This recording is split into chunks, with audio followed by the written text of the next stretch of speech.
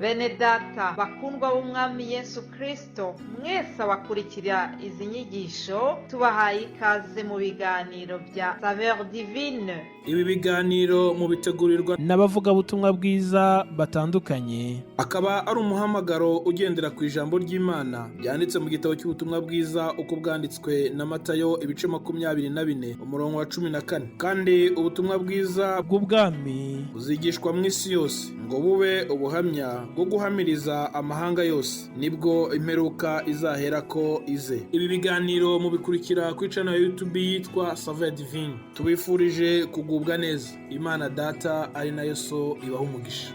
Yesu ashimwe bakundwa bene data, nshuti mwese abakurikira iki kiganiro Saveur Divine.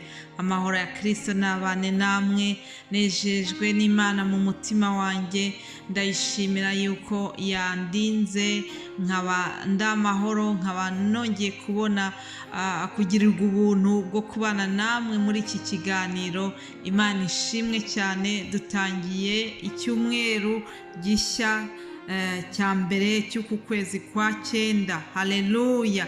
Izina ry'Imana nirishyirwe hejuru mbere ya byose, kuko niyo iduha uburyo n'ubushobozi bwo kuyivugira. Turayishimiye cyane, by'umwihariko ndayishimiye rwose kuko ikomeje kungirira neza, ikomeje kumpa ubuzima buzira umuze, ikomeje kumpa inzara n'inyota byo kuyikorera binyuze muri iki kiganiro. Haleluya, haleluya! Mumfashe tuzamurire Imana icyubahiro kuko igira neza. Haleluya! Reka dutangire iki cyumweru twatura aya magambo yo muri Zaburi ya 91. Handitse ngo uba mu bwihisho bw'isumba byose azahama mu gicucu cy'ishobora byose. Ndabwira Uwiteka nti uri ubuhungiro bwanjye n'igihome kinkingira, Imana yanjye niringira. Kuko ari we uzagukiza ikigoyi cy'umugoyi na mugiga irimbura. Azakubundikiza amoya ye kandi uzajya uhungira munsi y'amababa ye. Umurava we ni ingabo n'icyuma kigukingira. Igiteye ubwoba cya nijoro ntikizagutinyisha, cyangwa umwambi ugenda ku manywa, cyangwa mugiga igendera mu mwijima, cyangwa kurimbura gutsemba ku manywa y'ihangu. Abantu 1000 bazagwa iruhande rwawe, abantu inzovu bazagwa iburyo bwawe, ariko ntibizakugeraho. Imana ishimwe, Imana ishimwe. Iyi ni Zaburi rwose, ni Zaburi nkunda cyane. Iyi Zaburi yaramfashije igihe covid yari igitangiye. Twebwe nge n'umuhungu wanjye twari twarwaye covid. Muri iki gihe rero, muri iki gihe iyi Zaburi yaradufashije cyane cyane. Aya ni amagambo yadufashije muri icyo gihe cy'uburwayi, mu gihe hari ubwoba bwinshi cyane, wumva hirya no hino ngo abantu bari gupfa bashize kubera icyo cyorezo cya covid. Ariko numva iri jambo ryo ku murongo wa 7, numva ringiyemo rimbereye inkomezi cyane. Iri jambo ryo ku murongo wa 7 rivuga ngo abantu 1000 bazagwa iruhande rwawe, abantu inzovu bazagwa iburyo bwawe, ngo ariko ntibizakugeraho. Bene data, niko byagenze. Ni ukuri ndashimira Imana yuko yaturinze, ndashimira Imana yuko icyo gihe covid itaduhitanye. Ni ukuri nzi neza yuko hari benshi batambutse, hari benshi baguye muri icyo cyorezo, ariko ni ukuri uyu mwanya turacyahumeka. Kuba nkihumeka, kuba narongerewe iminsi yo kubaho, ni ukuri nzamuriye Imana icyubahiro nyishima, kuko n'ubuntu bwinshi yangiriye. Si uko nari mwiza kurusha abatambutse, oya, ahubwo ni ku buntu bwayo. Rero ndayishimiye, nongeye kumva mfite ishimwe ridasanzwe kubw'icyo kintu. Numvise nafatanya namwe gushima Imana kubw'iminsi yanyongereye yo kubaho, yego nari narasimbutse indwara ya kanseri, ari indwara iteye ubwoba cyane, ari indwara abantu benshi nyine bavuga ko ari indwara idakira, iyo nayo ndayisimbuka. Ibyo byose ni icyerekana ukuntu Imana ikomeje kumpaza uburame. Mu kuri ndayishimira. Nifuje gutangira icyumweru nshimira Imana ku bw'ibyo byose, kandi nshaka no gukomeza umuntu wese waba uri kunyura mu bikomeye, waba uri kunyura mu kigeragezo cy'uburwayi, cyaba ari uburwayi buzwi cyangwa se uburwayi butarasobanuka. Ndagira ngo nkubwire ngo dufite Imana itabara, dufite Imana yitwa ishobora byose, dufite Imana yitwa Imana yacu ni rukundo, rero irabishoboye. Ndakwinginze kugira ngo uyihange amaso, uyizere, uyitabaze. Ijambo ryarambwiye ngo nabaza ndagutabara. Haleluya! Nawe ahuri utabaza Imana, irakugirira neza. Nuko rero ndashimira Imana ku bwa byose, ndashimira Imana kandi ku bwanyu bene data mushyigikira iki gikorwa, uyu muhamagaro wa Saveur Divine, irivuga butumwa Imana yanyujije muri twebwe muri iki kiganiro.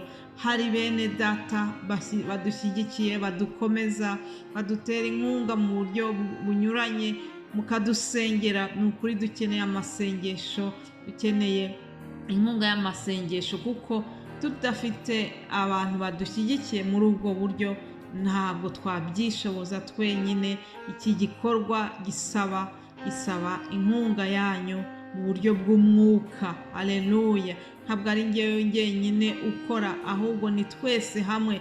Twese turi gutahiriza umugozi umwe, twese turi kujya mu rugendo rujya mu ijuru, kandi tugomba kugenda dufatanye agatoki muri urwo rugendo. Imana ishimwe cyane, Imana ishimwe ku bwa buri wese ujya afata akanya ko kumva rino jambo akabiha agaciro kandi akanarisangiza abandi.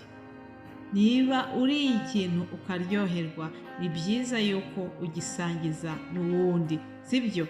Imana ishimwe rero, uhabwe umugisha wowe ujye ufata akanya ko guha abandi rino jambo, kugira ngo nabo bafashwe, kugira ngo nabo bakomeze bumve, bige ijambo ry'Imana. Ni ukuri duhora twiga natwe ubwacu, ababasangiza bino biganiro buri munsi turiga. Iri jambo ry'Imana ni inyanja bene data, nta muhanga waryo, ahubwo duhora turyiga bundi bushyashya. Imana ishimwe rero kubwo ibyo igenda dusobanurira kurushaho. Ukuri ni umugisha mwinshi. Hanyuma nk'uko mubimenyereye, buri wa mbere tubagezaho, ngewe tukambagezaho umutwe w'ijambo tuzakurikira mu cyumweru cyose. Reka rero mbabwire iyi teme tuzaba turiho muri iki cyumweru. Tuzarebera hamwe ijambo rivuga ngo imigisha y'Imana ibonerwa muri Yesu Kristo. Haleluya! Hari imigisha y'Imana ibonerwa muri Yesu Kristo. Ni ijambo Pawulo yandikiye Abefeso, arababwira ngo Imana y'umwami wacu Yesu Kristo ariyo na se ishimwe, kuko yaduhereye muri Kristo Yesu imigisha yose y'umwuka yo mu ijuru. Haleluya! Ndifuza kugira ngo iri jambo ryumve neza, ndarisubiramo. Haravuga ngo Imana y'umwami wacu Yesu Kristo, haleluya, ariyo na se, ariyo se umwami wacu Yesu Kristo, ngo ishimwe. Haleluya! Ishimwe kubera iki? Hari ikintu gikomeye yakoze. Icyo kintu yakoze, umva icyo ari cyo, ngo yaduhereye muri Kristo imigisha yose y'umwuka yo mu ijuru. Mu yandi magambo ni ukuvuga ngo data wa twese wo mu ijuru, kubera ko ari Imana y'urukundo, yarafashe imigisha yose yo mu ijuru.